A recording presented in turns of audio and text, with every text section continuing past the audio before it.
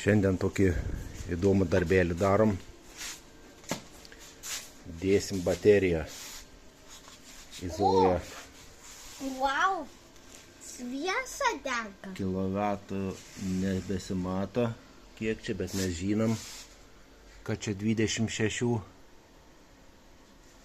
Tai bandysim instaliuoti.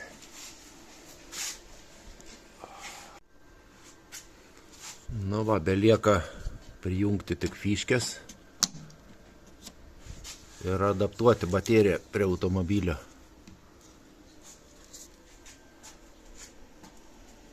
Ir turės važiuoti. Taip, tai adaptavom jau bateriją. Kilometrus jau turėtų parodyti. Kilometrus jau mato. Na, čia kad girlianda dega, tai čia jau kitas klausimas. Bet kalba dabar eina apie baterijos adaptavimą, tai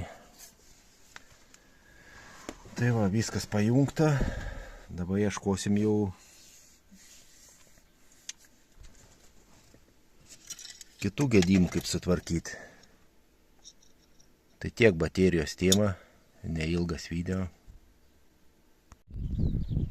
Būna ir taip kartais, kai reikia tuščią tralą parvaryti. Tai kaip sakam, išnaudosim Zoją parvarimui.